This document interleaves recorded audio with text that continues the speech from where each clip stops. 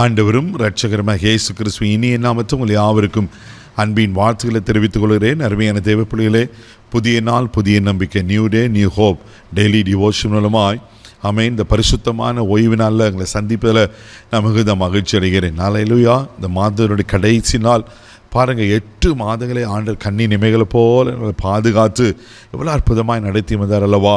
தெய்வ பிள்ளைகளே, இந்த பரிசுத்த நாளில் ஒவ்வொரு வாரமும் நம்மளுக்கு அநேக ஆலோசனைகளை கர்த்தர் நமக்கு கொடுத்து வருகிறார். இன்றைக்கு கூட கர்த்தர் நமக்கு கொடுக்கிற ஆலோசனை என்ன? ரோமர் 12ஆம் அதிகாரம் 12ஆம் வசனத்தை கூட வாசிக்க கேட்போம். நம்பிக்கையிலே சந்தோஷமாய் இருங்கள், உபத்திரவத்திலே பொறுமையாய் இருங்கள், ஜபத்திலே உறுதியாய் தரித்திருங்கள். அல்லேலூயா. ஆமென். இன்றைக்கு கர்த்தர் நமக்கு சொல்ற வார்த்தை, ஜபத்திலே உறுதியாய் தரித்திருங்கள். ஆமென். தெய்வ பிள்ளையில் ஒரு ஆவிக்குரிய பிள்ளைக்கு ஆமென், ஆண்டவரை சொந்த இரட்சகராக தெய்வமாக ஏற்றுக்கொண்ட தெய்வ மனுஷனுக்கு, தெய்வ மனுஷிக்கு ஜெபம் ஒரு மிக மிக மிக முக்கியமான ஒரு பழக்கம், ஒரு காரியமாகும். அல்லேலூயா. நம்ம ஜெபிக்காமல் வாழ முடியாது. ஆவிக்கு வேறு வாழ்க்கையில் தெய்வ பிள்ளையில் என்றைக்கோ ஒரு நாள் ஜெபிக்கிறதல்ல, ஆமென், தேவைக்காக ஜெபிக்கிறதல்ல. தேவ பிள்ளையில் ஜெபம் என்பது ஆண்டவரோடு இருக்கிற உறவு. அப்போ ஒரு வீட்டில் நான் வாசம் பண்ணுறேன்னா, இப்போ என் மனைவி இருக்காங்கன்னா என் மனைவியோடு நான் தினமும் பேசணும், தினமும் பழகணும். ஆமென். பிள்ளைங்க இருக்காங்க, பிள்ளைங்களோடு நான் பேசி பழகணும்.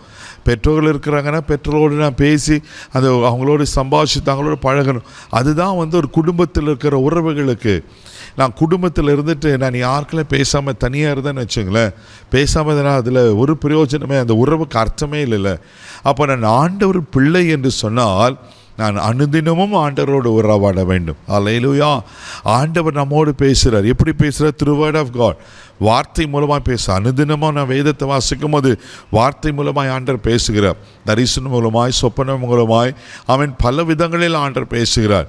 மிக முக்கியமாக வார்த்தை மூலமாக ஒவ்வொரு நாளும் நான் வேதத்தை தியானிக்கும் போது, வாசிக்கும் போது ஆண்டவர் என்னோடு கூட பேசுகிறார். அல்லேலூயா. அதே போல் ஜெபமும் நாம் ஆண்டவரோடு பேச வேண்டும் என்று சொன்னால் ஜெபம் மிக மிக அவசியம். தேவ பிள்ளையில் அதனால தான் ஜெபமே என் மூச்சு என்ற ஒரு புஸ்தகத்தை எழுத கர்த்தர் உதவி செய்தார். இப்போ மூச்சு இல்லாமல் உயிர் வாழ முடியுமா? உயிர் வாழ முடியாது. அதை நம்ம பிரெத் இருந்தால் தான் நம்ம உயிரோடு இருக்க முடியும். அதே போல் ஆதியாகமம் 2:7 பார்த்தீங்கன்னா, அவன் நாசிலே ஜீவ சுவாசத்தை ஊதினார் என்று வசனம் சொல்லப்பட்டிருக்கும். அப்போ அந்த ஜீவ சுவாசமே எதுனா ஜெபம். ஹல்லேலூயா. எப்படி சுவாசம் இல்லாமல் உயிர் வாழ முடியாதோ, அதே போல் ஆவிக்கிற வாழ்க்கையில் கர்த்தரோடு இருக்கிற உறவு இல்லாமல் உயிர் வாழவே முடியாது. ஆமென். அது மாத்திரமில்லாமல் இந்த ஜெபிக்கும் போது என்ன நடக்கிறது? ஜெபிக்கும் போது ஆமென், நான் ஆண்டவரோடு பேசுகிறேன். அது மாத்திரமில்லாமல் அவருடைய பிரசன்னத்தை அனுபவிக்கிறோம். அவர் நமக்குள்ள வாசம் பண்ணுகிறவராக இருக்கிறார். எல்லாவற்றுக்கும் மேலாக அவருடைய குணாதிசயங்கள், த காட்ஸ் கேரக்டரிஸ்டிக்ஸ் எனக்குள்ளே உண்டாகிறது. அவரை போல் நான் மாறிடுறேன். இப்போ நானும் இன்னொருத்தரோட ரொம்ப பெஸ்ட்டு ஃப்ரெண்டாக இருக்குன்னு வச்சுங்களேன். இப்போது அந்த ஃப்ரெண்டு பற்றி ஓரளவுக்கு எனக்கு தெரியும்.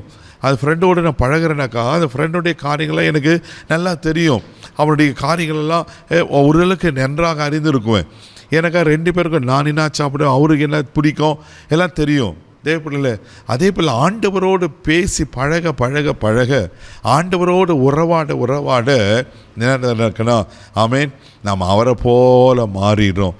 அவருடைய குணாதிசயங்கள், அவருடைய ஆவிக்குரிய கனிகள் எல்லாம் நம்ம வாழ்க்கையில் உண்டாகும். ஜெபத்தை பற்றி வேதத்தில் நிறைய சத்தியங்கள் சொல்லப்பட்டிருக்கு. நாம் ஜெபத்தில் உறுதியாக தரித்திருக்கணும். பாருங்கள், மார்க் சுவிசேஷம் 1ஆம் அதிகாரம் 35ஆம் வசனத்தில் வாசிப்பீங்கன்னா, இயேசு அதிகாலை இருட்டோடு எழுந்து வனாந்தரமான ஒரு இடத்திற்கு போய் தனியே ஜெபம் பண்ணாராம். இயேசுவே ஜெபம், அவர் தேவகுமாரன். அவரே ஜெபிக்கும் போது நீங்களாம் நான் ஜெபிக்கணுமா, ஜெபிக்கக்கூடாதா? கண்டிப்பாக நம்ம ஜெபம் பண்ணோம். ஹல்லேலூயா.